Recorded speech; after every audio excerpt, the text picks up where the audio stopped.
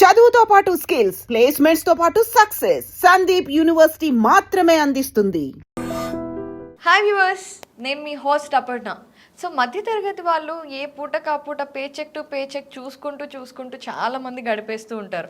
Save చేయాలి, rich life enjoy చేయాలి అని కలలు కంటూ ఉంటారు. కానీ ఆ డ్రీమ్స్ని ఫుల్ఫిల్ చేయడానికి ఈ రోజు నుండే సేవ్ చేయాలి అని అనుకున్న రోజే ఎక్కడ లేని ఖర్చులు వచ్చి పడుతూ ఉంటాయి. మీ లైఫ్లో కూడా అలా జరుగుతుందా? అయితే ఈ వీడియో మీకోసమే. ఎందుకు అంటే అసలు సేవింగ్ స్టార్ట్ చేయడానికి మొట్టమొదటి స్టెప్ ఎలా తీసుకోవాలి అండ్ ఎర్లీగా స్టార్ట్ చేస్తే ఎంత బెనిఫిషియల్గా ఉంటాయి సేవింగ్స్ అనేది మనకు తెలియచేయడానికి ఇప్పుడు మనతో పాటు ఫైనాన్షియల్ అడ్వైజర్ గిరిబాబు గారు ఉన్నారు. మాట్లాడదాం. సార్ నమస్తే అండి. నమస్తే అండి. సార్, మీకు కూడా చాలా మంది క్లయింట్స్ ఫోన్ చేస్తూ ఉంటారేమో, ఈ నెల నుండి సేవింగ్ స్టార్ట్ చేద్దాం అంటారు. మళ్ళీ సేవింగ్స్ టైం వచ్చేసరికి సార్ కష్టాలు సార్, నెక్స్ట్ మంత్ నుండి సార్ అంటారు. ఇలా జరుగుతూ ఉంటుందా మీ దగ్గర? చాలా సహజంగా, very common. Okay. So sir, అసలు సేవింగ్స్ అనేది చెయ్యాలి అనే సెల్ఫ్ డిసిప్లిన్ ఎలా తెచ్చుకోవాలంటారు? అది సెల్ఫ్ డిసిప్లిన్ అనేది తెచ్చుకోవడం కాదండి. మీరు అన్న సెల్ఫ్ డిసిప్లిన్లోనే సెల్ఫ్ ఉంది. అది ఎవరికి వాళ్ళకు వచ్చే ఇన్కమ్ ఎంత, ఎక్స్పెన్సెస్ ఎంత సేవ్ చేయాలి, ఈ సేవింగ్స్ ఎందుకోసం సేవ్ చేయాలి? రేపటి కోసం సేవ్ చేయాలి. ఇప్పుడు మీరు కనుక యుఎస్ఏ వెళ్తే యుఎస్ఏలో వాళ్ళకు సేవింగ్స్ హ్యాబిట్ అనేది నార్మల్గా ఉండదు మనలాగా. వాళ్ళకు 15 డేస్కి ఒకసారి శాలరీ వస్తుంది కదా, ఎవ్రీ ఫోర్ట్నైట్ శాలరీ. ఒక ఫోర్ట్నైట్ శాలరీ వచ్చింది అంటే దాని తర్వాత వచ్చే Saturday Sunday is like our Dasara Diwali. మొత్తం ఎంజాయ్ చేసేస్తారు. సో మళ్ళీ ఫోర్ట్నైట్కి మళ్ళీ వచ్చేస్తుంది. మనకు ఫస్ట్ టు ఫస్ట్ రావాలంటే 30 రోజులు తేడా గ్యాప్ ఉంటుంది. సో అమ్మో 1వ తారీఖు రావాలంటే 30 రోజులు వెయిట్ చేయాలి. కానీ వాళ్ళకు 15 డేస్కి ఒకసారి వస్తుంది. దానివల్ల ఆ 15 డేస్కి శాలరీ 15 డేస్ అనేది ఇట్లా అయిపోతాయి డేస్. శాలరీ వచ్చేస్తుంది కదా, ప్రాబ్లం లేదు, లెట్స్ ఎంజాయ్. కానీ వాళ్ళకి ఎప్పుడు తెలుస్తుంది ఆ విషయము? రిటైర్ అయిన తర్వాత తెలుస్తుంది. కానీ అందుకని మీరు అమెరికాలో కనుక గమనిస్తే దాదాపుగా 65-70 సంవత్సరాలు వచ్చే వ్యక్తి కూడా పనిచేస్తూ ఉంటారు. మనలాంటి స్టాండర్డ్ మంచి కుటుంబ వ్యవస్థ లేదు అక్కడ. అంటే మన కుటుంబ వ్యవస్థలో ఏంటంటే మన కుటుంబంలో మిగతా వాళ్ళందరికీ సహాయం చేస్తూ ఉంటాం. లైక్ అందరూ ఎర్నింగ్ పర్సన్స్ ఉండరు, సహాయం చేస్తూ ఉంటాం, అలా చూసుకుంటూ ఉంటాం. అయితే రాను ఇండియా కూడా న్యూక్లియర్ ఫ్యామిలీస్ పెరిగిపోతున్నాయి. మీరు గమనిస్తే ఆ న్యూక్లియర్ ఫ్యామిలీస్ ఏంటంటే నేను, నా భార్య, నా పిల్లలు, అంతే. సో నాకు నేనే హెల్ప్ చేసుకోవాలి, సెల్ఫ్ హెల్ప్. వైఫ్ని నేనే చూసుకోవాలి, పిల్లల్ని నేనే చూడాలి. అంటే ఏంటి? మీకు వచ్చే ఇన్కమ్కి మీరే అన్ని రకాల ఖర్చులు చూసుకొని రేపటి గురించి కూడా ప్లాన్ చేసుకోవాలి.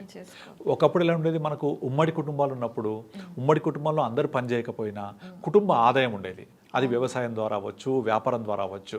ఉన్న ఆదాయాన్ని అందరికీ సరిపడేలాగా అట్లీస్ట్ వాళ్ళకి కావాల్సిన డైలీ నీడ్స్ దగ్గర నుంచి ఫ్యామిలీ చూసుకునేది. ఇక ఫ్యూచర్ గురించి ఆ ఫ్యామిలీ యాన్సెస్ట్రల్ ప్రాపర్టీస్లోనో దేంట్లోనో వాళ్ళకు సెట్ అయిపోతుండేది. కానీ ఇప్పుడు అలా కాదు, అన్ని న్యూక్లియర్ ఫ్యామిలీస్ అయిపోయాయి. నేను, నా వైఫ్, నా పిల్లలు, అంతే. మరి వచ్చే ఆదాయాన్ని నా అంతటి నేనుగా ప్లాన్ చేసుకోకపోతే రేపటిని ఎలా నేను డిజైన్ చేసుకోగలను? అందుకే ఒక చిన్న ఫార్ములా చెప్తాను. 25-25-25. ఇదేంటంటే మన లైఫ్ స్పాన్ని 3గా డివైడ్ చేసుకుందాం. ఆ 3 ఏంటంటే first 25 years as a student life. Student లైఫ్లో మన యొక్క ఎక్స్పెన్స్ అన్ని పేరెంట్స్ చూసుకుంటారు. ఫస్ట్ 25 అయిపోయింది. సెకండ్ 25. ఈ సెకండ్ 25లో మన ఇన్కమ్ అంటే మనకు 26 ఇయర్స్ 27 ఇయర్స్లో జాబ్ వచ్చింది అనుకుంటే మరో 25 ఇయర్స్ మనం గట్టిగా కష్టపడతాం. అంటే earning period, strong earning period. ఈ స్ట్రాంగ్ ఎర్నింగ్ పీరియడ్ ఇంకో 25 ఇయర్స్. సో 225, 50 ఇయర్స్ అయిపోయింది. ఇక థర్డ్ 25 అంటే మనం ఇప్పుడున్న స్టాండర్డ్ ఆఫ్ లైఫ్, ఇప్పుడున్న ఇంప్రూవ్డ్ హెల్త్ కండిషన్స్ వల్ల మనం 75 సంవత్సరాలు హ్యాపీగా బ్రతుకుతాము అనుకుంటే ఆ 3-25 మలిదశ. ఆ మలిదశలో మీకు డబ్బులు ఎక్కువ అవసరమైతే తక్కువ అవసరమైతాయా? ఎక్కువ అవసరమైతాయి. ఎందుకు అంటే మనము ఎప్పుడు ఖర్చు ఎక్కువ పెడతాము? హాలిడే రోజా, వర్కింగ్ డే రోజా? హాలిడే రోజు. సో 50 తర్వాత ఏంటి? రిటైర్మెంట్ లైఫ్కి దగ్గర అవుతూ ఉంటాం. ఇక 60 తర్వాత రిటైర్ అయ్యాం అనుకుంటే, ఇప్పుడు 60 కూడా కాదు, 55, 52కే తర్వాత రిటైర్ అయిపోతున్నారు. ఈ సాఫ్ట్వేర్ ఇండస్ట్రీలో అయితే ఇంకా ప్రెజర్ వల్ల they can't work even after 45, 50 తర్వాత డెఫినెట్లీ రిటైర్మెంట్ గురించి ఆలోచించాల్సి వస్తుంది. మరి అప్పుడు రిమైనింగ్ లాస్ట్ 25ని ఎవరు మనకు సపోర్ట్ చేస్తారు? సో ఎవరు చేయరు, మనమే సపోర్ట్ చేసుకోవాలి. సో ఆ సపోర్ట్ చేయాలి అంటే 2-25లో మనం సంపాదించిన దాంట్లో మినిమం ఒక 15-20% పక్కన పెట్టాలి. పక్కన పెడితే ఆ 20% మనము 26 ఇయర్స్లో కనుక స్టార్ట్ చేస్తే మన ఇన్కంలో నుంచి ఓ 25 ఇయర్స్ పాటు సేవ్ చేస్తూ పోతే చివరి 25లో ఈ డబ్బులు మనకు పనికి వస్తాయి. ఎలా అంటే మనం చాలామంది ఏం చేస్తుంటారు, చిట్టి వేస్తూ ఉంటారు. అది 20 మంత్స్ చిట్టు, 30 మంత్స్ చిట్టు అలా వేస్తూ ఉంటారు. 20 మంత్స్ అయిపోయిన తర్వాత మనము 20 మంత్స్లో కట్టిన దానికి ఒక 12%, 13% ఇంట్రెస్ట్ చొప్పున మనకు వచ్చేస్తుంది. ఆ 20 మంత్స్కి వచ్చిన దాంతో ఇమీడియట్లీ అది రావడానికి 2 నెలల ముందు నుంచే ఖర్చులు కనపడుతూ ఉంటాయి. ఆ డబ్బులు వస్తున్నాయి, నేను ఏం పని చేయాలి, డబ్బులు వస్తున్నాయి ఏం చేయాలి. ఇక్కడ మిస్ అయ్యేది ఏంటంటే పవర్ ఆఫ్ కాంపౌండింగ్ మిస్ అయిపోతాం, ద లాంజివిటీ పవర్ మిస్ అయిపోతాం. అదే డబ్బులు ఒక దగ్గర ఇన్వెస్ట్ చేసి అదే పెరిగి పెరిగి పెరిగి ఒక లాంగ్ రన్లో ఒక పెద్ద మొత్తం తయారయ్యే స్కోప్ ఉండదు చిట్టీలలో. ఒక ఎగ్జాంపుల్ చెప్తాను మీకు, బ్యాంబూ ట్రీ ఎగ్జాంపుల్ తీసుకోండి. బ్యాంబూ ట్రీ అంటే తెలుసు కదా, వెదురు చెట్టు. ఈ వెదురు చెట్టు దాని యొక్క లైఫ్ స్పాన్ తీసుకుంటే 4 సంవత్సరాల 6 నెలల పాటు అది కిందే ఉండి చిన్న పిలక మాత్రం బయటకు వస్తుంది, ఫ్యూ ఇంచెస్. ఇది 95% ఆఫ్ లైఫ్ స్పాన్. చివరి 6 నెలల్లో అది మీరు ఊహించేంత పెరుగుతుంది. అది ఏం చేస్తుంది, ఆ 90% టైం రూట్స్ అంతా స్ప్రెడ్ చేసుకుంటూ ఉంటుంది. స్ప్రెడ్ చేసుకొని మన అంత పొడుగు నిలబడాలి అంటే దాని ఎంత స్ట్రాంగ్ ఉండాలి, తుఫాన్లు వచ్చినా వరదలు వచ్చినా తట్టుకుని నిలబడాలంటే రూట్ స్ట్రాంగ్ ఉండాలి. ఆ స్ట్రాంగ్ రూట్ కోసం అంత కష్టపడుతుంది, తర్వాత మీకు అంత రిటర్న్ ఇస్తుంది. ఇంకో ఎగ్జాంపుల్ చెప్తాను మీకు, మామిడి టెంకాయ ఎగ్జాంపుల్. మనము ఒక మామిడి చెట్టు నాటితే అది ఒక చిన్న మొక్క వృక్షమై పళ్ళివ్వడానికి మినిమం 5-6 ఇయర్స్ పడుతుంది. ఈ 5-6 ఇయర్స్ పీరియడ్లో మనం దానికి చెదలు పట్టకుండా ప్రాపర్గా పాదు తీసి నీళ్లు పోసి మంచిగా కాపాడుకుంటే ఒక 6 ఇయర్స్ తర్వాత అది ఇచ్చే మొదటి ఫ్రూట్ నుంచి కంటిన్యూ అవుతే నెక్స్ట్ 2 జనరేషన్స్ ఫ్రూట్స్ ఇస్తుంది. అది కరెక్ట్, 2 జనరేషన్స్. చూడండి, మొదటి 6 సంవత్సరాలు ఏ పళ్ళు ఇవ్వదు, తర్వాత నుంచి స్టార్ట్ అవుతే 2 జనరేషన్స్ పాటు మనకు పళ్ళు ఇస్తూనే ఉంటుంది. ఏ ఇన్వెస్ట్మెంట్ కూడా అలాగే ఉంటుంది, మంచి ఇన్వెస్ట్మెంట్ చేస్తే. ఇప్పుడు ఫర్ ఎగ్జాంపుల్ చాలామంది మన గుడ్ ఓల్డెన్ డేస్లో ఎక్కడో ల్యాండ్ కొని ఉంటారు, చాలా long back, 30 years 40 years back. ఇప్పుడు అవి ఊహించలేనంత వాల్యూ పెరిగి ఉంటుంది. సో అది చూసి ఇప్పుడు నేను కొని నాకు అలాగే రిటర్న్స్ రావాలంటే వస్తాయా? వస్తాయి. ఎప్పుడు అంత టైం ఇస్తే ఇప్పుడే రమ్మంటే రాదు. కానీ ఇక్కడ మనకు కావాల్సిన టైం ఇవ్వాలి. ఒక బండ గుర్తు చెప్తాను, డబ్బులు మీకు సంపాదించాలంటే 2 మార్గాలు. ఒకటి కష్టపడాలి, చెమట చిందించాలి. లేదా రెండోది ఆ సంపాదించిన దాన్ని టైం ఇవ్వాలి. అంటే మొక్క నాటితే ఎలా పెరుగుతుంది అలాగా టైం ఇవ్వకుండా చెమట చిందించకుండా డబ్బులు రావు. సో టైం ఇస్తే ఆ చిన్న మొత్తాలు పెరిగి పెరిగి పెరిగి పెరిగి పెద్ద మొత్తాలు అవుతాయి. దీనికి బెస్ట్ ఇన్వెస్ట్మెంట్ ప్లాన్ ఏంటంటే, మీరు ఒక 15 ఇయర్స్ 20 ఇయర్స్ బ్యాక్ చూస్తే మనకు పోస్ట్ ఆఫీసు, బ్యాంకులు ఒక 12% 13% ఇచ్చేవి. నేషనలైజ్ బ్యాంక్స్ అన్ని కూడా డబల్ డిజిట్ ఉండేవి rate of return. Private cooperative banks అన్ని కూడా మోర్ దెన్ 13-14% ఉండేవి. నేను 25 ఇయర్స్ బ్యాక్ చెప్తున్నాను. అలాగే NBFCs, non banking finance corporations around 18-20 ఇచ్చేవి. ఇవాళ రోజున ఏవి కూడా బ్యాంక్ ఇండస్ట్రీలోంచి, ఎన్బిఎఫ్సిలోంచి మీకు అంత రిటర్న్ రాదు. అన్ని కూడా సింగిల్ డిజిట్లకు వచ్చేసాయి, 8% 7% వచ్చేసాయి. ఈ 7% 8% తోటి కాంపౌండ్ అవ్వడం చాలా కష్టం. అంటే కాంపౌండ్ అవుతుంది, కానీ తక్కువ రేట్ ఆఫ్ ఇంట్రెస్ట్ ఉంటే మనకు కావాల్సినంత డబ్బులు రావు. అందుకే కాంపౌండ్ అవుతూ ఎక్కువ రిటర్న్స్ రావాలి, 15% రావాలి అంటే ఒకటే బెస్ట్ మార్గం SIP, systematic investment plan, mutual funds. ఇందులో ఇన్వెస్ట్ చేస్తే over a period of time పెరిగి పెద్దదై కాంపౌండ్ అయి మీకు ఒక చాలా పెద్ద మొత్తం ఇస్తుంది. Example rule 15,000 15 years 15%. ఇప్పుడు మీకు చూపించాను నా portfolios. You take any portfolio less than 15-18 తక్కువ ఉండదు. సో అది ఓవర్ పీరియడ్ ఆఫ్ టైంలో. అంతేగాని నేను ఇన్వెస్ట్ చేయగానే నాకు ఎవ్రీ ఇయర్ రావాలంటే రాదు. వొలటాలిటీ ఉంటుంది మార్కెట్లో. అది వొలటాలిటీ ప్రకారంగా యావరేజ్ అవుతూ ఒక 5 ఇయర్స్ 7 ఇయర్స్ 10 ఇయర్స్ పీరియడ్లో మీకు 15% వరకు రిటర్న్స్ మనం సంపాదించుకోవచ్చు. అలా వచ్చినాయి కదా, ఆ వచ్చింది కాంపౌండ్ అవుతూ మీకు రూల్ 15 చెప్పాను కదా, 15 ఇయర్స్ పాటు 15,000 మంత్కి పే చేస్తూ 15% రిటర్న్ కనుక జనరేట్ చేస్తే the total value will be 1 crore. ఇది 15 ఇయర్స్లో వచ్చింది. అదే 15,000 మళ్ళీ 5 ఇయర్స్ కంటిన్యూ చేయండి, ఇట్ విల్ బికమ్ 2.2 crore 20 ఇయర్స్కి. మళ్ళీ 5 ఇయర్స్ కంటిన్యూ చేయండి, 25 ఇయర్స్కి 6 crores అవుతుంది. సో అదే 15,000 30 ఇయర్స్ చేస్తే 10 crores అవుతుంది. అంటే చూడండి, 15,000 15 ఇయర్స్లో 1 crore ఇస్తే మరో 15 ఇయర్స్లో 10 crores ఇస్తాయి. 10 times power of compounding. So this happens only during long term. ఈ పవర్ ఆఫ్ కాంపౌండింగ్ అనేది 8th వండర్ ఆఫ్ వరల్డ్. ఇది జరగాలంటే ఇంకొక 9th వండర్ జరగాలి. అదేంటి? పేషెన్స్. మీరు పేషెన్స్గా ఉండాలి. This is called 9th wonder of the world. Right. ఆ పేషెన్స్ మీద ఎంత ఉంటే 8th వండర్ ఆఫ్ వరల్డ్ని చూడగలుగుతాం మనం. కరెక్ట్. కానీ చాలామంది ఏం చేస్తారు, స్టాక్ మార్కెట్లో వెళ్తే నాకు ఇగో ఇట్లా డబ్బులు వచ్చేస్తాయి, అది టిప్స్ ఇస్తూ ఉంటారు, ఇది కొనండి, ఇది అమ్మండి, ఇక్కడ కొనండి, ఇక్కడ అమ్మండి. ఆప్షన్స్లో ఇది ట్విట్టర్లో పొద్దున్న లేస్తే ఇలాంటి మెసేజ్ చాలా వస్తూ ఉంటాయి. తర్వాత సోషల్ మీడియాలో, వాట్సాప్లో, టెలిగ్రామ్లు, గ్రూపులలో చాలా వస్తూ ఉంటాయి. కానీ ఇవేవి కూడా మీకు టైం లేకుండా ఇమ్మీడియట్లీ ఒక మ్యాజిక్ లాగా చూపించేస్తుంటారు. ఏది జరగదు. అలా జరగాలంటే దానికి ఒక లక్ ఉండాలి. ఆ లక్ అందరికీ ఫేవర్ అవుతుందా? అవ్వదు. ఇప్పుడు మీకు స్టాక్ మార్కెట్లో బయట నుంచి చేసే పలానా షేర్ మొన్న కొంటే ఇంత ఉండే, ఇవాళ ఎంత ఉంది, అది అప్పుడు కొనాలి తగ్గినప్పుడు. కానీ తగ్గినప్పుడు ఎవరు కొంటారు? పడిపోతుందని భయపడుతూ ఉంటారు.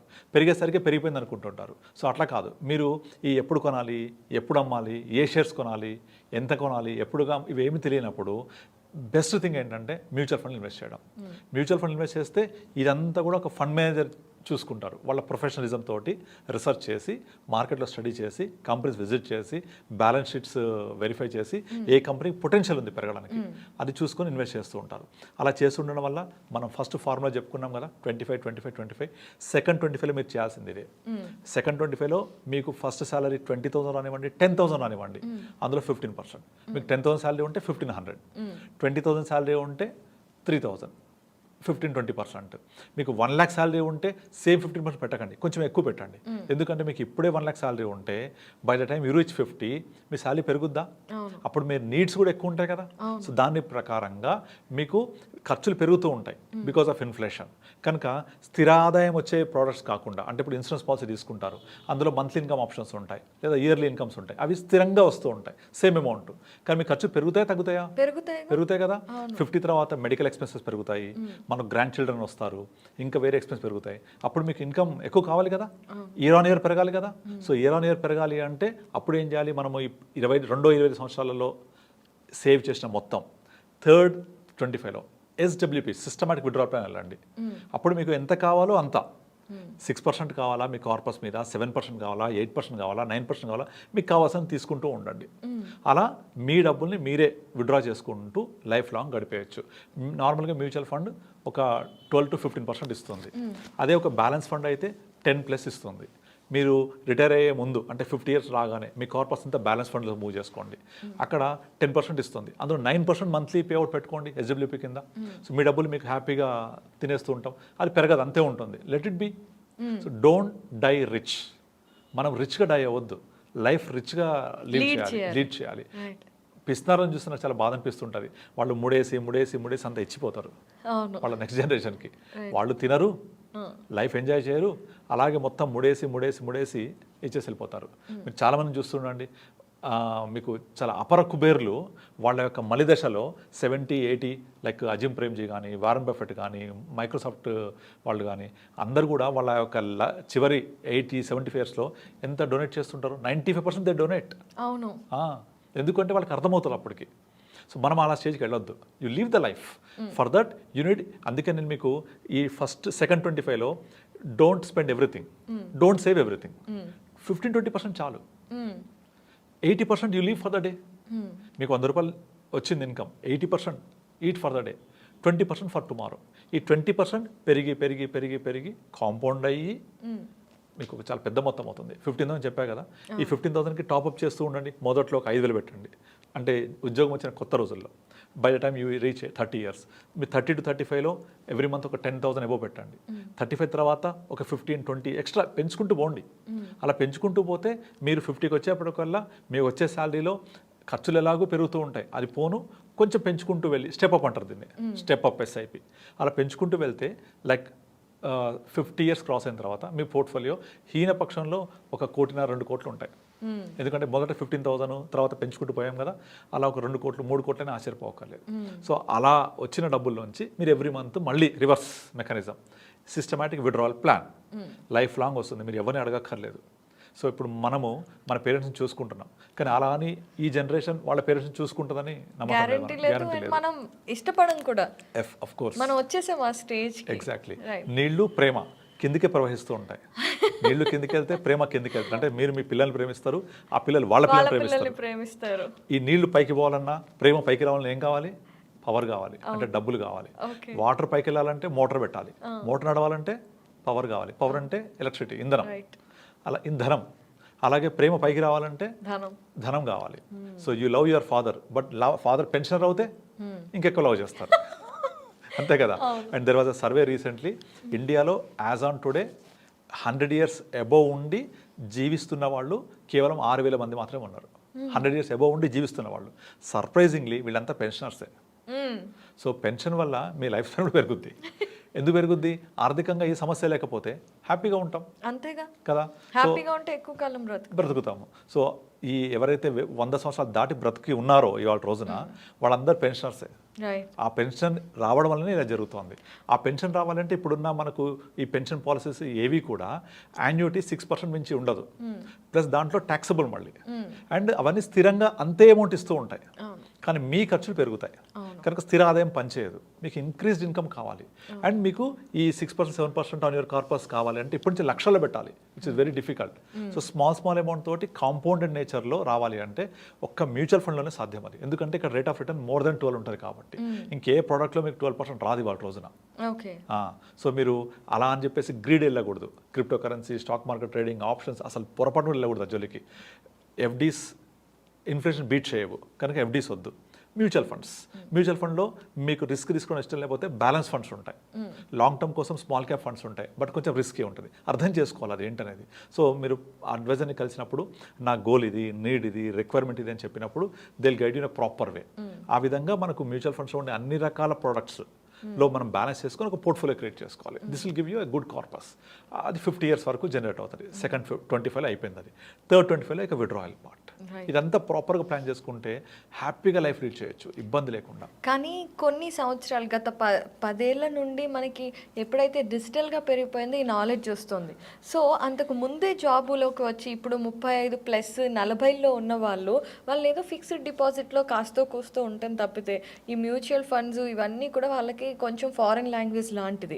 అలా అని ఇప్పుడున్న ఇన్ఫ్లేషన్ రేట్స్కి మనం ఫిక్స్డ్ డిపాజిట్ చేసి కూర్చుంటే ముసలితనం వచ్చాక బాధపడాల్సి వస్తుంది. మరి అలా మిడిల్ క్లాస్ స్థాయిలో ఉండి 40లో ఉన్న వాళ్ళు కానివ్వండి, అలాంటి వాళ్ళు ఎలా సేవ్ చేసుకోవాలి? వాళ్ళకి తక్కువ సమయం ఉంటుంది కదా. తక్కువ సమయం ఉండడం అనేది ఇంకా మనం ఏం చేయలేం, దానికి సొల్యూషన్ లేదు. మీరు టైం మిషన్కి వెనక్కి వెళ్ళలేం కదా. సో అట్లీస్ట్ స్టార్ట్ చేయాలి ఇప్పుడైనా. That is called cost of delay. మీరు ఏదైనా ఒక ఎస్ఐపి క్యాలిక్యులేటర్ తీసుకొని ప్లేస్టోర్లో డౌన్లోడ్ చేసుకొని ఎస్ఐపి క్యాలిక్యులేటర్లో మీరు కాస్ట్ ఆఫ్ డిలే అని టెస్ట్ చేయండి. 20 సంవత్సరాల వ్యక్తి 5,000 పెడితే ఎంత కార్పస్ అవుద్దో 50 వరకల్లా. 40 years ఉన్న వ్యక్తి దానికంటే మోర్ దెన్ 4-5 times ఎక్కువ పెట్టాలి. అదే కార్పస్ క్రియేట్ చేయండి. 4-5 times 4-5 రెట్లు ఎక్కువ పెట్టాలి అంతే కార్పస్ జనరేట్ చేయాలి అంటే. So this is cost of delay. మనం ఏం చేయలేము ఇక. సో ఇప్పుడు నేను అప్పుడు బాగా చదువుకుంటే ఐఏఎస్ అయిదును కదా అనుకుంటే చదువుకోలేదు, మరి ఏం చేయాలి? అదే కదా, మన దగ్గర ఆప్షన్ లేదు కదా. ఇప్పుడు అయిపోయింది, చదువు అయిపోయింది, ఇప్పుడు వచ్చేసాము. You have to do something. మరి ఈ సమయంలో సారీ టు ఇంటరప్ట్, మరి ఈ సమయంలో ఇన్వెస్ట్ చేస్తే అప్పుడు కూడా వాళ్ళకి పర్వాలేదు, మేనేజబుల్గా డబ్బులు వస్తాయి. ఆఫ్ కోర్స్ అదే చెప్తున్నాను మీకు. మ్యూచువల్ ఫండ్స్లో రకరకాల ఫండ్స్ ఉంటాయి మీ రిస్క్ తగ్గట్టుగా. ఇప్పుడు ఈవెన్ 40 yearsకి వచ్చినా కూడా ఇప్పుడు స్టార్ట్ చేయండి. At least something better than nothing. మనకు 15-20 సంవత్సరాలు అక్కర్లేదు. 10 సంవత్సరాలలో కూడా మీకు వచ్చిన దాంట్లో 20% బదులు 30% చేయండి, పెంచుకోండి. మీకు వచ్చే ఆదాయంలో కొంచెం ఎక్కువ చేయండి, ఖర్చులు తగ్గించండి. ఈ ఇప్పుడు 40 yearsకి వచ్చేప్పటికి హోమ్ లోన్ ఉంటుంది మోస్ట్ ప్రాబబ్లీ, పిల్లల ఎడ్యుకేషన్ ఉంటుంది, ఇవన్నీ ఉంటాయి. ఖర్చులు కష్టమే, బట్ కొంచెం రేపటి కోసం కూడా ప్లాన్ చేసుకుంటే. ఇప్పుడు మనం చూస్తున్నాం కదా, అందరూ దాదాపుగా ప్రైవేట్ ఎంప్లాయీసే ఉంటారు, ఇలా చిన్న బిజినెస్లు ఉంటాయి. గవర్నమెంట్ ఎంప్లాయీస్ కూడా ఇప్పుడు పెన్షన్ తీసేశారు కదా. సో 2004 రిక్రూటెడ్ అయిన తర్వాత వాళ్ళకి ఎవరికి లేవు. సో కంపల్సరీ ప్రతి ఒక్కళ్ళు కూడా వాళ్ళ యొక్క రిటైర్మెంట్ కోసం ప్లాన్ చేసుకోవాల్సిందే. నాకు 40 వచ్చినాయా 30 వచ్చిందా నేను చేసుకోలేదంటే కుదరదు. Start now at least. Something is better than nothing కదా. సో ఆ 10,000 ప్లేస్లో 15,000 చేయండి. కొంచెం ఖర్చు తగ్గించుకోండి, అనవసరం ఖర్చులు తగ్గించుకోండి. ఈవెన్ నార్మల్గా ఈ రోజుల్లో ఒక మూవీకి వెళ్తే 2-3 ఖర్చు అయిపోతాయి. ఓటీటీస్ వచ్చాయి, హ్యాపీగా ఇంట్లోనే చూసుకోవచ్చు. So you can reduce your expenses. So మనకు మీరు ప్రతి ఒక్కళ్ళు పెన్ పేపర్ పెట్టుకొని నాకు వచ్చే ఆదాయం ఎంత, ఖర్చు ఎంత లెక్కేస్తే డెఫినెట్లీ ఒక 3-4 వేలు అనవసర ఖర్చులే ఉంటాయి. ఒక చిన్న ఎగ్జాంపుల్ చెప్తాను. మీరు ఇదివరకు చిన్నప్పుడు ఒక కిరాణా షాప్కి వెళ్తే అమ్మ మనకు చిట్టి మీద రాసిచ్చేది కావాల్సిన వస్తువులు, అది మాత్రం తెచ్చేవాళ్ళం. ఇప్పుడు మీరు డీమార్ట్కో లేకపోతే బిగ్ బజారో లేకపోతే విశాల్ మార్ట్ ఎక్కడ వెళ్తే మీకు మొత్తం ట్రాలీ పట్టుకొని అవసరం ఉన్నాయి అవసరం లేనివి అన్నీ వేసుకొని వస్తాం. డెఫినెట్లీ 30-40% ఎక్స్ట్రానే కొంటాం అక్కడ, ఎగ్జాక్ట్లీ, అలా డౌటే లేదు అందులో. తర్వాత బిల్డింగ్ దగ్గరికి వచ్చేప్పటికి వాళ్ళన్నీ చిన్న చిన్న పెడుతూ ఉంటాడు అట్రాక్టివ్ కోసం. ఇక్కడ 2 ఇక్కడ నుంచి ఒకటి ఇక్కడ నుంచి వేసేసి నింపేస్తాం, ట్రాలీ నిండిపోద్ది. అందులో చెక్ చేసుకోండి 20-30% గ్యారంటీ ఎక్స్ట్రా ఉంటాయి. అందుకే మీరు సూపర్ మార్కెట్కి వెళ్తే రాసుకెళ్ళండి ముందే, ఇంట్లో మన కిచెన్లో ఏమి లేవు రాసుకెళ్ళి అవి మాత్రం కొనుక్కోనండి డిసిప్లిన్గా. You can save at least 20% of your grocery expenses. Save that money. అవసరమైతే కొనుక్కోండి, అనవసరం కొనకండి. అనవసరమైన ఇప్పుడు కొనుక్కుంటే రేపు అవసరమైన అమ్మాల్సి రావచ్చు. రైట్. సో అలా చేయొద్దు. సో అట్లా మనం ప్లాన్ చేసుకుంటూ మనకున్న ఇన్కంలో సేవింగ్ చేసుకుంటూ లాంగ్ టర్మ్లో వెల్త్ క్రియేట్ చేసుకోవచ్చు. This will help you out. Correct. So అందుకనే మీరు ఆ వెల్త్ అనేది క్రియేట్ అవుతుంది అనుకున్నప్పుడు నా దగ్గర ఇంత డబ్బులు ఇప్పుడు ఉన్నాయి, ఫ్యూచర్లో నాకు ఇంత క్రియేట్ అవుతుంది at the rate of this kind of returns. మీరు ఇండియా ఇప్పుడు ఎంత గ్రోత్ అని చూస్తున్నారు కదా, చాలా fastest growing economy in the world. అవును. సో ఆ గ్రోత్ స్టోరీలో పార్టిసిపేట్ చేయాలి అంటే మ్యూచువల్ ఫండ్ ద బెస్ట్. అంటే యాక్చువల్గా బెటర్ అనే అంటున్నారు మీరు 40sలో చేయడం అనేది. కాకపోతే ఇంకొక జనరేషన్ ఉంది, 25s, యంగెస్ట్ జనరేషన్. అప్పుడు జాబ్లో జాయిన్ అయిన వాళ్ళు ఇప్పుడే ఎందుకు కాస్త ఎంజాయ్ చేద్దాంలే అని అలా 5-6 years వెళ్ళిపోతాయి. అవును అవును. సో అప్పటికి ఇంకా వాళ్ళ మ్యారేజ్ టైం వచ్చేస్తుంది, బర్డెన్స్ అండ్ రెస్పాన్సిబిలిటీస్ ఇక అందులో. సో అలా ఉన్న వాళ్ళు, so youngest generation who is the starting millennial group. Correct. So వాళ్ళు ఇప్పుడు జాబ్ చేస్తూ ఉంటారు, ఇప్పుడిప్పుడే జాబ్లోకి వచ్చిన వాళ్ళకి మీరు ఏం చెప్పాలని? బికాస్ వాళ్ళు కొంచెం లేజీగా ఉంటారు కదా సేవింగ్స్లో. అదే కాకుండా వాళ్ళకు లేటెస్ట్ గ్యాడ్జెట్స్, తర్వాత వెహికల్స్, బండి, 2-wheeler 4-wheeler ఇవి చాలా ఫ్రీక్వెంట్ చూస్తూ ఉంటాం. సో వాళ్ళకి ఏంటంటే పేరెంట్స్ చెప్పాలి, అవేర్నెస్ క్రియేట్ చేయాలి వాళ్ళకు. మీకు ఇప్పుడు సేవ్ చేస్తే లాంగ్ టర్మ్లో ఇబ్బంది లేకుండా ఉంటుంది. సో మీకు మేము ఎడ్యుకేషన్ కోసం స్పెండ్ చేసింది చాలా తక్కువ అమౌంట్. ఇప్పుడు మనం చదువుకున్నప్పుడు ఇంజనీరింగ్ ఫీజు few thousands ఉండేది, 10,000 15,000.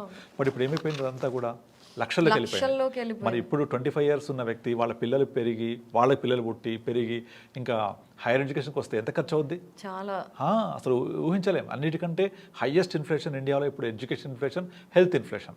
హెల్త్కి ఒక అడ్వాంటేజ్ ఉంది, ఇన్సూరెన్స్ ఉంది. స్మాల్ ప్రీమియం పే చేసి హెల్త్ ఇన్సూరెన్స్ తీసుకోవచ్చు, 10 లక్షలు 20 లక్షలు, 30-40,000 పే చేస్తే హ్యాపీగా సంవత్సరానికి 10 లక్షల కవరేజ్ వస్తుంది. బట్ ఈ ఎడ్యుకేషన్ ఇన్ఫ్లేషన్ ఉందే, దీన్ని మనము ఎదుర్కోవాలంటే ఎటువంటి ఇన్సూరెన్స్ లేదు. మనం సేవింగ్ చేసుకొని మన సేవింగ్స్ ద్వారా పే చేసుకోవాల్సింది. ఇప్పుడు మినిమం గవర్నమెంట్ ఫీజు కూడా చాలా పెరిగిపోయాయి. మెడికల్ సీట్ ఇప్పుడు లక్షలకు వెళ్ళిపోయింది. మెడిసిన్ సీట్ కానీ మంచి ఒక ప్రీమియర్ ఇన్స్టిట్యూషన్లో చేరాలంటే కూడా చాలా కాస్ట్లీ పెరిగిపోయింది. అసలు 30-40 lakhs. అలాంటిది ఇమాజిన్ ఆఫ్టర్ 15 years ఇంకా పెరిగిపోతుంది. అందుకే ఇప్పుడు 30 years ఉన్న వాళ్ళు ఇదంతా ఆలోచించి వాళ్ళు సేవింగ్ స్టార్ట్ చేయాలి. ఎందుకంటే పిల్లలకి మనం ఇచ్చేది ఒక ఎడ్యుకేషనే, which is the biggest asset. Correct. ఆ అసెట్ ఇచ్చామంటే వాళ్ళకు దట్స్ ఇనఫ్. మనం ఏమి ఆస్తులు సంపాదించి ఇవ్వక్కర్లేదు, ఆ జమానా పోయింది ఇప్పుడు. So you have to leave for your self and you have to take care of your children also. రెండు జరగాలంటే అది రెండు మనమే చేయాలి. మనకెవరు పైనుంచి డబ్బులు పంపించరు కదా. సో మనమే సేవ్ చేసుకుంటూ వెళ్ళాలి. Because that is the problem with the nuclear families. Of course joint family ఉన్నంత మాత్రం అందరికీ ఇంకోళ్ళు పెడతారని లేదు. సో జాయింట్ ఫ్యామిలీస్ చాలా హార్డ్లీ చూస్తున్నాం ఈ రోజుల్లో మనం. సో తప్పకుండా ఎవరికి వాళ్ళు చేసుకోవాల్సిందే. ఇంకా నేను ఇప్పుడు ఎంజాయ్ చేస్తా అంటే రేపు కష్టపడాల్సి వస్తుంది. సో అందుకే ఫుల్ ఎంజాయ్ చేయొద్దు, ఫుల్ కష్టపడొద్దు, బ్యాలెన్స్ చేసుకోండి లైఫ్ని. అయితే చాలా మంది దగ్గర pay cheque to pay cheque ఉంటారు. సో మరి వాళ్ళు ఎలా సేవ్ చేయాలి? అసలు డబ్బులు మిగలవు కదా చేయడానికి. మిగలవంటే అదే చెప్తున్నాను, మీరు ప్లానింగ్ చేసుకొని ఒక ఇన్కమ్ ఎక్స్పెండిచర్ స్టేట్మెంట్ రాసుకొని ఎంత వస్తుంది ఎంత ఖర్చు అవుతుంది అని చూసుకొని అట్లీస్ట్ ఒక 1,000-2,000 అయినా పక్కన పెడుతుంటే అలవాటు అవుతుంటుంది. అనుకుంటూ ఉంటారు కదా 500-1000 దాచిపెడితే దాచిపెట్టకపోతే ఏమని. అది కూడా కరెక్టే. రేపు పొద్దున ఈ మాత్రం లేకపోతే అసలు ఏమీ ఉండవు కదా. దానికంటే బెటర్ కదా కొంచెం కొద్దిగా గొప్ప మీకున్న ఏదో స్కిల్ తోటి ఎక్స్ట్రా ఇన్కమ్ సంపాదించండి. ఏమీ లేకపోతే ట్యూషన్స్ చెప్పండి. మినిమం అయితే పిల్లలకు పాటలు చెప్పగలం కదా. సో అది మినిమం ట్యూషన్ లాంటివి చెప్పుకుంటూ ఇంటి దగ్గర ఏదో ఒక కష్టపడుతూ ఉండాలి. మీ దగ్గర స్కిల్ ఉంటుంది, కుకింగ్ స్కిల్ ఉందనుకోండి, ఒక ఛానల్ క్రియేట్ చేయండి. ఆ కుకింగ్ది మీరు కొత్త రెసిపీస్ వీడియోస్ పెట్టండి. ఆ రెసిపీస్ చూసి లైక్స్ వస్తాయి, సబ్స్క్రైబ్ చేస్తుంటారు, యాడ్స్ వస్తుంటాయి, రెవెన్యూ జనరేట్ చేసుకోవచ్చు. లేదా ఇప్పుడు క్లౌడ్ కిచెన్స్ వచ్చాయి, క్లౌడ్ కిచెన్లో వర్క్ చేయండి. వెళ్ళి ఏదో ఒక పని చేయొచ్చు. మీరు పెయింటర్ అయితే పెయింట్ వేయండి, పాటలు పాడొచ్చు, ఏదో ఒక పని చేసి ఎక్స్ట్రా ఇన్కమ్ సంపాదించుకుంటూ ఉండొచ్చు ఊరికే టైం వేస్ట్ చేసే బదులు. అప్పుడు ఆ వచ్చే ఇన్కమ్ని సేవ్ చేసుకోండి. ఊరికే కూర్చొని టైం వేస్ట్ చేయకుండా మనకున్న స్కిల్ని యూజ్ చేసుకుంటూ వెళ్తే డెఫినెట్లీ మీరు ఎంతో కొంత ఎక్స్ట్రా ఇన్కమ్ సంపాదించగలరు. మనం ఆల్రెడీ ఒకసారి మాట్లాడాము ఈ టాపిక్ గురించి. అవును. So you have to create your own 25th hour. Correct. 25th hour create చేసుకోగలిగితే that will create lot of wealth. దాన్ని సేవ్ చేసుకుంటే it will create a big universe. Correct. So ఇప్పుడు మీరు 2 విషయాలు చెప్పారు. ఒకటి 25 అండ్ ఖచ్చితంగా సేవ్ చేయాలి. ఎస్ఐపి చేస్తే సిస్టమాటిక్ విత్డ్రావల్ ప్లానింగ్ అనేది కూడా చాలా ఇంపార్టెంట్. ఎస్ఐపి, ఎస్డబ్ల్యూపి దగ్గర కూడా చాలా మంది మిస్టేక్స్ చేస్తూ ఉంటారు అంటారు. సో అసలు సిస్టమాటిక్ విత్డ్రావల్ ప్లానింగ్ అనేది మనకి మనం సొంతంగా ప్లాన్ చేసుకోవచ్చా? Do we need really an advice? మనం చేసుకోవచ్చు. కాకపోతే ఏంటంటే ఫస్ట్ ఎస్ఐపిలో ఇన్వెస్ట్ చేసే ఫండ్స్ వేరే ఉంటాయి. వాటిని మళ్ళీ ఎస్డబ్ల్యూపి కన్వర్ట్ చేయొద్దు. ఒక రేంజ్ వరకు మనము అగ్రెసివ్ ఫండ్స్లో వెళ్ళి depending on the time, depending on need ఆ ఫండ్ని సెలెక్ట్ చేసుకొని మనము ఎప్పుడైతే మంత్లీ ఇన్కమ్ కావాలనుకుంటామో దాన్ని బ్యాలెన్స్ ఫండ్స్లోకి చేసుకుంటే వొలటిలిటీ తగ్గిపోతుంది. అప్పుడు ఎస్డబ్ల్యూపీ పెట్టుకోవచ్చు. లేదా కొన్ని ఫండ్ హౌసెస్ మనకు ఎస్బీఐ వాళ్ళు మిత్ర ఎస్డబ్ల్యూపీ, ఐసిఐసిఐ ఫ్రీడమ్ ఎస్డబ్ల్యూపీ ఇట్లా కొన్ని కాన్సెప్ట్స్ తోటి కూడా వచ్చారు వాళ్ళు. మనం ఎస్ఐపి చేస్తూ పోయిన తర్వాత ఎంత పీరియడ్ చేస్తామో పీరియడ్ తర్వాత ఆటోమేటిక్ ఎస్డబ్ల్యూపీ కన్వర్ట్ అయిపోతుంది. అది ఆటోమేటిక్గా కన్వర్ట్ అయిపోయి అక్కడ నుంచి మనకు వచ్చేస్తూ ఉంటాయి. సో మీరు మినిమం 8 years చేస్తే 10,000 చొప్పున 8 years చేశారనుకోండి, 8th year తర్వాత సేమ్ 10,000 మళ్ళీ మీకు రివర్స్ వస్తుంది లైఫ్ లాంగ్. లేదా 10 years చేస్తే ఒక అమౌంట్, తర్వాత 12 years, 15 years, 20 years, 25 years, 30 years ఇట్లా ఒక పీరియడ్ పెంచుకుంటే ఆ పీరియడ్ తర్వాత ఎంత ఎస్డబ్ల్యూపీ సిస్టమాటిక్ విత్డ్రావల్ ప్లాన్ రావాలో ముందే ఫిక్స్ చేసేసారు. ఇది యూటీఐలో ఉంది, వైటోక్లో ఉంది, ఎస్బీఐలో ఉంది, ఐసిఐసిఐలో ఉంది. సో వీటికి ఒక్కొక్క పేరు ఉంటుందన్నమాట. సో ఇందులో ముందే మనం డిజైన్ చేసుకొని ముందే ఈ రోజే ప్లాన్ చేసేసుకోవచ్చు.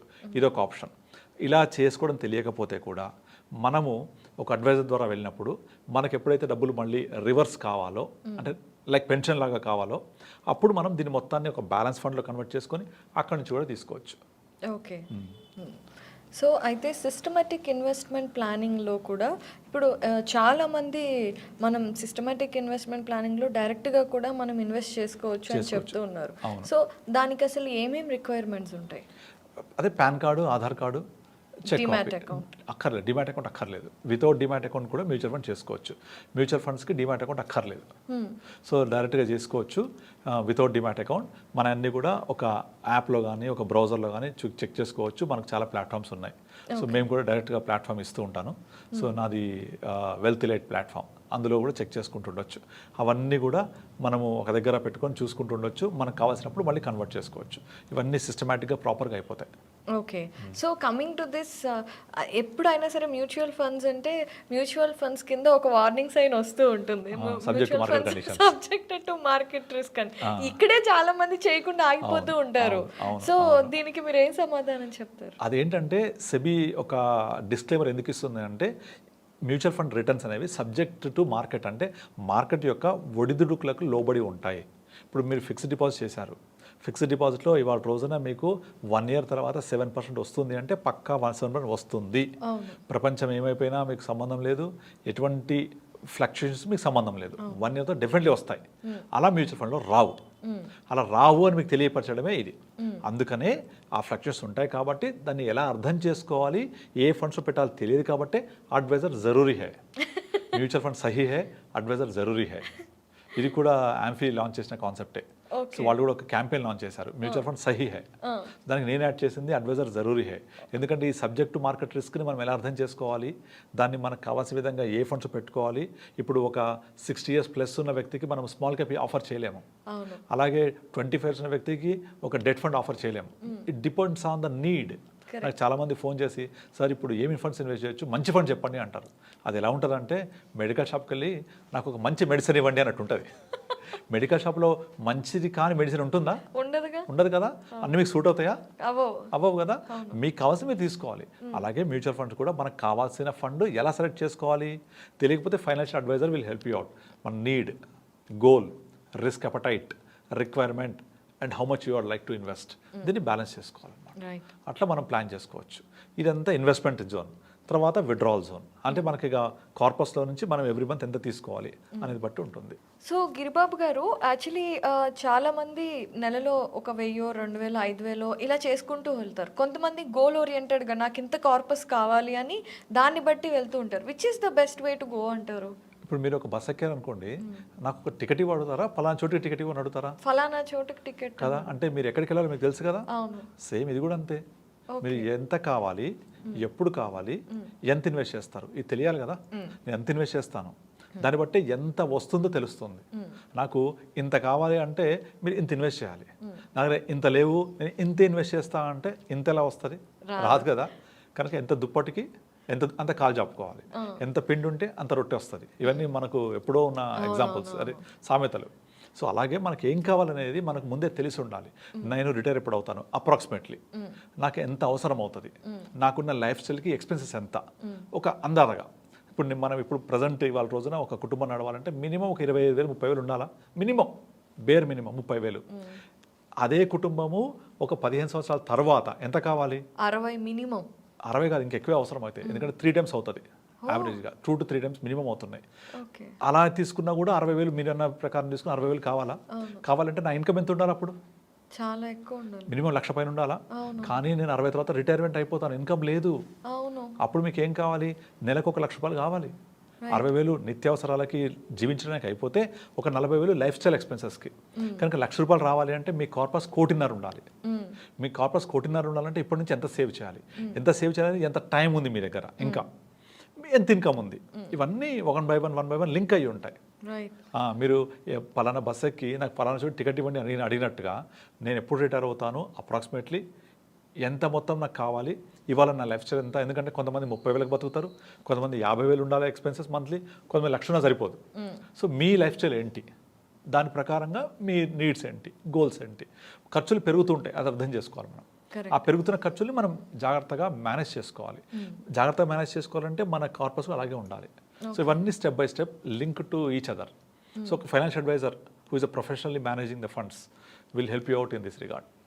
సూపర్ అండి. అంటే చాలామందికి అవసరమయ్యే ఇన్ఫర్మేషన్ని చాలా క్లియర్గా అర్థమయ్యేట్టు చెప్పారు. థ్యాంక్స్ లాట్ అండి. థ్యాంక్ యూ అండి.